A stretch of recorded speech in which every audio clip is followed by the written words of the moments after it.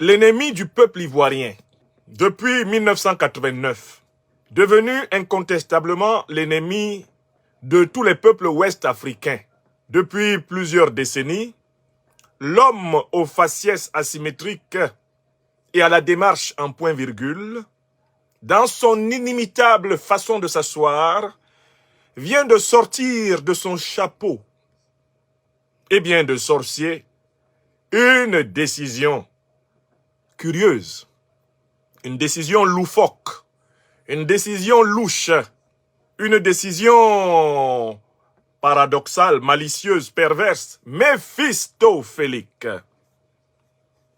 Cet homme qui prétend être né 3 fois pour la même vie, avec les mêmes empreintes digitales, cet homme qui a renié la terre où repose son propre père et sa propre mère, parce qu'il courait après le veau d'or du pouvoir, cet homme,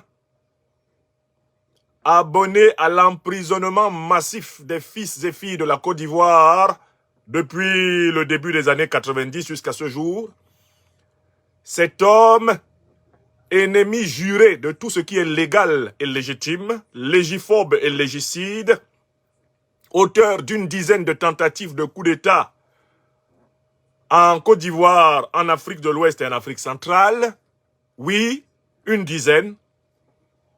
La première datant de décembre 1993, la deuxième de 1995, la troisième de 1999, la quatrième de septembre 2000, la cinquième d'octobre 2000, la sixième de janvier 2001, la septième de septembre 2002, la huitième de février 2010, la neuvième de décembre à mai 2010-2011, la dixième au Burkina Faso en 2015, où il a donné armes et argent au général Diendéré qu'il a avoué, et on peut compter une 11e et même une 12e au Gabon, où à travers son conseiller d'origine guinéenne, Mamadi Diané, et un certain nombre de cyberterroristes, Ouattara a tenté de renverser le régime gabonais pour imposer son ami de circonstance, Jean Ping. L'homme est connu pour sa passion de la déstabilisation. Et la 12e tentative est celle qu'il a opérée au Mali, en faisant entrer des commandos avec des faux passeports, des armes de guerre, sous couvert d'aller assister le contingent ivoirien de la MINUSMA. Ces commandos étaient chargés, pour le compte de la France-Afrique, de renverser le régime du Malikoura du colonel Assimi Goïta. Ils ont été pris et ils ont été bien traités du 10 juillet 2022 au 6 janvier 2023. Alassane Dramane Ouattara prenant publiquement sa plus grande humiliation continentale. Ouattara, c'est l'homme au minimum de 12 coups d'État. Je dis bien 12 coups d'État, parce que si je parle des tentatives, il peut y en avoir une trentaine, une quarantaine. Alassane Dramane Ouattara, c'est un grand ennemi, installé au cœur du peuple ouest-africain. Ennemi de son pays natal, le Burkina Faso. Ennemi du pays qu'il a gracieusement accueilli. Car lui, comme moi, nous sommes des citoyens ivoiriens adoptifs. Lui, il n'a même pas épousé une ivoirienne. C'est le président Houphouët-Boigny qui l'a fait entrer dans la nation ivoirienne par la fenêtre. Après avoir été trompé sur les compétences technocratiques, bureaucratiques, du pseudo-économiste venu du FMI et de la Banque mondiale, qui allait surendetter la Côte d'Ivoire et la conduire aujourd'hui au rang de pays pauvres très endettés, la conduire aujourd'hui au rang de pays au développement de façade, à l'endettement exponentiel et à la gabégie spectaculaire. Ce monsieur, d'Alassane Dramane Ouattara, sur lequel j'ai écrit 3 livres. Ce monsieur dont l'illusion, un temps, me trompa, et je l'ai avoué ici, ce monsieur n'a pas fini de faire souffrir les Ivoiriens, les Ivoiriennes. Il n'a pas fini de faire souffrir les Africaines et les Africains, car il a été dépêché par l'impérialisme, l'ultracapitalisme, le néolibéralisme occidental pour être le régent de son système ouest-africain. Et il est un servile et obéissant et discipliné et soumis servant du néocolonialisme français, qui lui a donné sa première carrière de base comme gouverneur de la succursale ouest-africaine de la Banque de France. C'est de lui qu'il est question. Les Ivoiriens et les Ivoiriens ne doivent pas oublier que le plus grand mal qui les ait frappés depuis que cette nation existe, tracée par les colons sur le fond des royaumes africains de cette côte, le plus grand mal qui ait vraiment frappé la Côte d'Ivoire, après la barbarie négrière, après la haute criminalité coloniale, le 3e plus grand malheur qui ait frappé la Côte d'Ivoire s'appelle Alassane Dramane Ouattara. Un nom, une tragédie. Ce monsieur a été assommé par les événements politiques de la semaine passée. Et parmi les événements politiques de la semaine passée, la réunion tenue à Ouagadougou entre les ministres des Affaires étrangères du Burkina Faso, Madame Olivia Rarnyanyewende Rwamba, du Mali, l'ambassadeur Abdoulaye Diop, de la Guinée-Conakry, le ministre Maurice Sanda Kouyaté. Les retrouvailles de ces 3 ministres des Affaires étrangères et le communiqué qu'ils ont publié, le programme d'action qu'ils se sont donné, consistant à réaliser pour les 3 pays ce que la CEDEAO n'a pas pu réaliser pour les 15. Tout cela a provoqué un état de panique générale dans la néocolonie CEDEAO et une panique générale chez les maîtres néocolons français, une panique générale chez les maîtres néocolons occidentaux et notamment outaniens. Car la CEDEAO est une organisation sous-régionale vassale du néocolonialisme français et qui est désormais contrôlée par l'OTAN, qui a un bureau en son sein, qui a même passé des conventions avec l'OTAN, soi-disant pour combattre le réchauffement climatique et le terrorisme. Comme si ce n'était pas l'OTAN qui était le plus grand regroupement de puissances pollueuses de la Terre, responsable du réchauffement climatique, et comme si ce n'était pas l'OTAN qui avait déstabilisé l'Afrique avec les terroristes d'Al-Qaïda et de l'État islamique, en détruisant la Libye, en assassinant Kadhafi. On vient installer un bureau de l'OTAN à l'intérieur de la CEDEAO pour combattre les conséquences de la politique de l'OTAN. Les Africains doivent savoir qui est Ouattara. Il est l'incarnation de la diabolicité subie par l'Afrique depuis 600 ans. C'est un renégat. Et j'avais fabriqué pour lui le concept de reniard. Cet homme, c'est un reniard. Parce que quand quelqu'un crache sur la tombe de ses propres ancêtres, c'est plus qu'un renégat, c'est un reniard. Parce que le Burkina Faso l'a aussi vomi. Pendant longtemps, il a trompé les Burkinabés en tentant de passer en Côte d'Ivoire pour leurs défenseurs. Maintenant, les Burkinabés savent que leur fossoyeur en chef, depuis plusieurs années, c'est Ouattara. Ils l'ont donc vomi. Donc, il a été vomi par ceux qu'il a vomi. Du coup, lui, il a renié le Burkina et le Burkina l'a renié. Quand il a renié le Burkina, il était un renégat. Mais quand le Burkina l'a renié, il est devenu un reniard. C'est-à-dire un renégat maudit. C'est ça, Ouattara. C'est ce qu'il est. Comme le disait le président Laurent Gbagbo, ce n'est pas une insulte, c'est la description. Un menteur, menteusement menteur, triplement, quadruplement, exponentiellement, logarithmiquement menteur. Un mythomane fiefé, un mélangeur, un ennemi de la vérité, justice, solidarité des Africains. Ce monsieur-là, quand il a donc regardé la réunion qui s'est tenue avec le communiqué du 9 février, qui a été lu en français et qui a été résumé en langue africaine bambara. Alassane Ouattara est entré dans une transe. Il a fait presque des convulsions baveuses. Car en réalité, son projet d'être le régent de la France-Afrique en Afrique de l'Ouest, le représentant de l'impérialisme et du colonialisme français et occidentaux en Afrique de l'Ouest, ce projet s'écroulait. Vous savez, Alassane Ouattara a déjà avoué publiquement que lui, il était pour davantage avoir le poste d'empereur. Parce que le poste d'empereur, disait-il, à une journaliste éberluée, est préférable à celui de président. I think I would have been an emperor, because being an emperor is better much than being a president. Dans son anglais transparent, dans son anglais light, voilà ce que Ouattara a dit. Dans sa tête, Ouattara n'a jamais renoncé au rêve d'être le président et du Burkina, et de la Côte d'Ivoire, et du Mali, et de la Guinée, et du Togo, et du Bénin, et de la Guinée-Bissau. Bref, le président de toute l'Afrique de l'Ouest. Dans sa tête, c'est ça. Puisqu'il a inventé une généalogie mensongère dans laquelle lui descendrait des empereurs de Kong. Kong où on ne le connaît pas, où il ne passe pas les vacances. Il a tellement menti sur Kong qu'il sait que s'il va là-bas, les mânes sacrés de la ville de Kong, mais vont le tétaniser et le foudroyer. Il ne dort pas là-bas. Va pas là-bas. Il sait.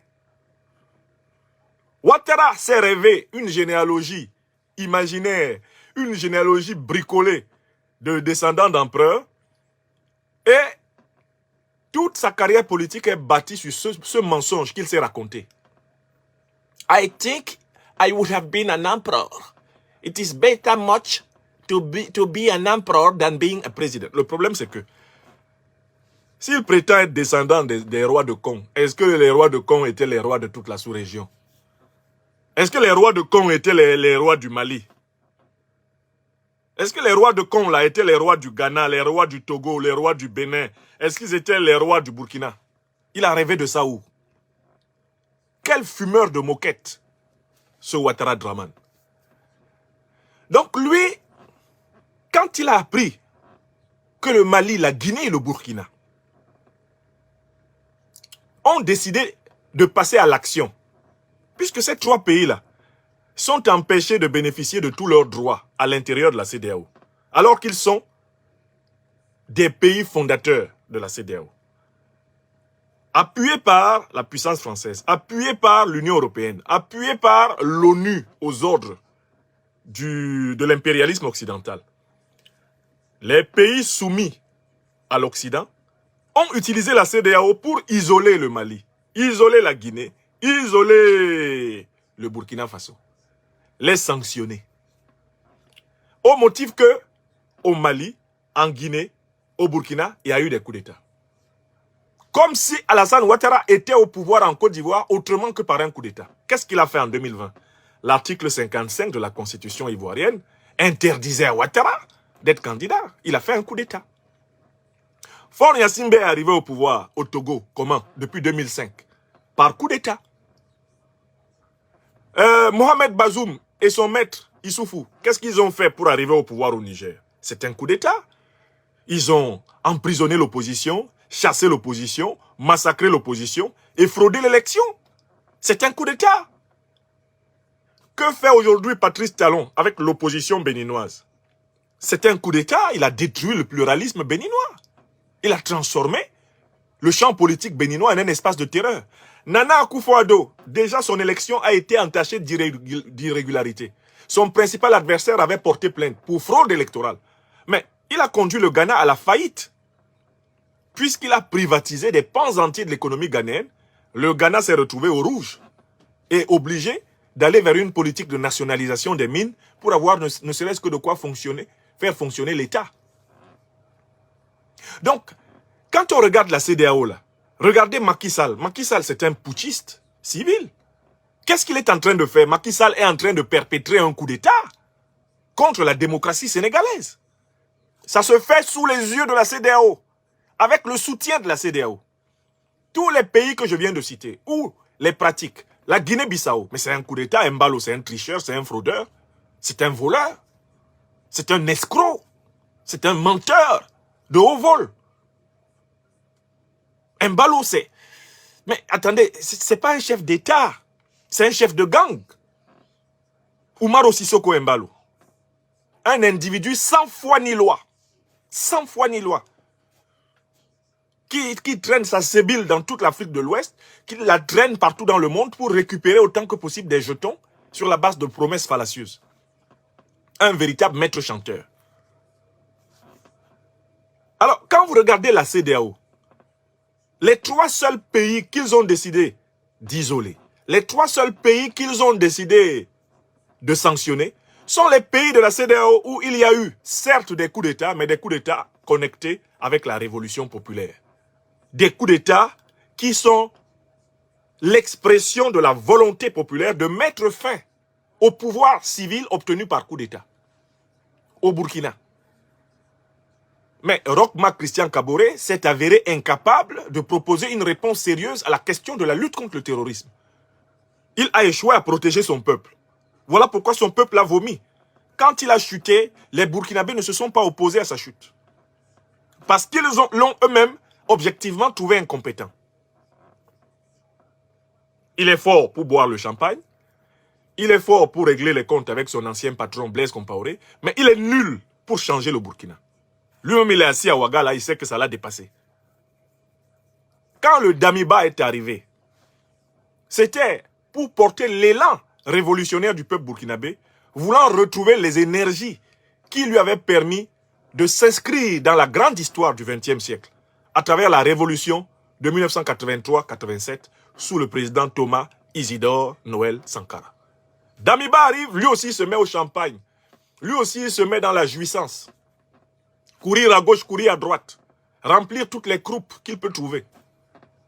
Les Burkinabés ont de nouveau soutenu l'arrivée de quelqu'un de beaucoup plus sérieux. Le capitaine Ibrahim Traoré à la tête de l'État le 30 septembre. Donc, les changements politiques qui ont eu lieu au Burkina à la suite de la chute de Roch Marc Christian Kaboré se caractérisent par le fait qu'ils sont ancrés dans les aspirations du peuple burkinabé. Le peuple burkinabé demandait depuis très longtemps à Kaboré de se débarrasser de la présence militaire française sur leur sol. Les Burkinabés ont dit ça dans toutes les langues. On les a tabassés, on leur a coupé Internet, on les a pourchassés, on leur a empêché de tenir des meetings sur la place de l'indépendance à Ouagadougou, sur la place de la nation. Les Burkinabés ont fini par gagner. Et ils ont fini par gagner parce que maintenant, au palais présidentiel, le président Traoré est connecté à ce que veut son peuple.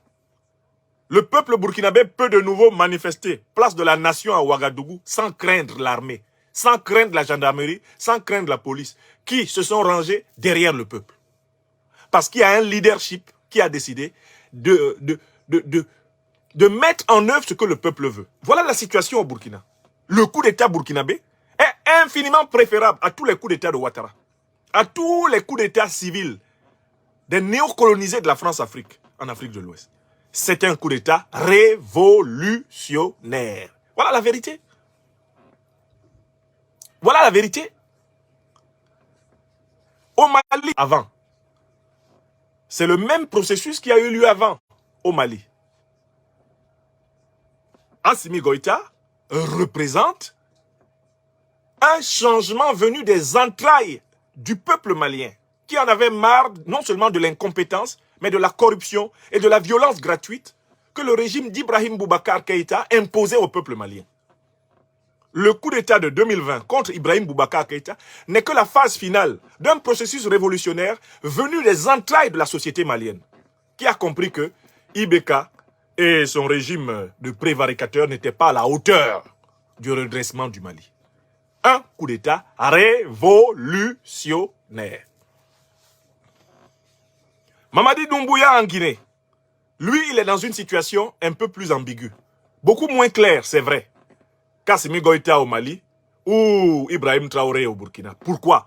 Parce qu'il a gardé une partie de son système politique sous le contrôle du colon français. Il continue à se faire assister, accompagner militairement par le colon français. Mais de l'autre côté, Doumbouya a pris conscience du fait qu'on ne peut pas gouverner la Guinée en négligeant le fait que le fauteuil de président de la Guinée connut un jour la présence d'un certain Ahmed Sékou Touré, l'homme du non de 1958, eh bien au colonialisme français, le non à De Gaulle.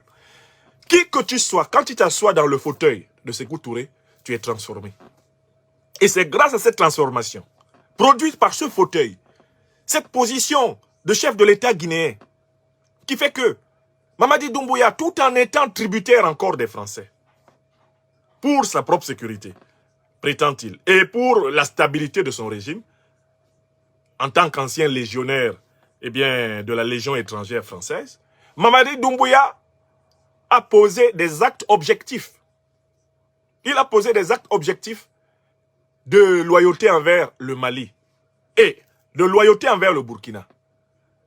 Il a refusé de s'associer aux sanctions unilatérales de la CEDEAO contre le Mali. Il a refusé de pratiquer l'embargo contre le Mali, a offert les ports de Guinée au peuple frère du Mali.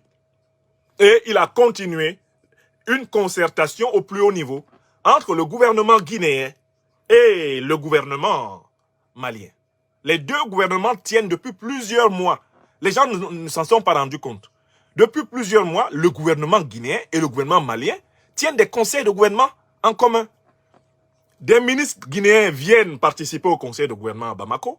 Des ministres maliens vont participer à des conseils de gouvernement à Conakry. Les gens n'ont pas vu ça.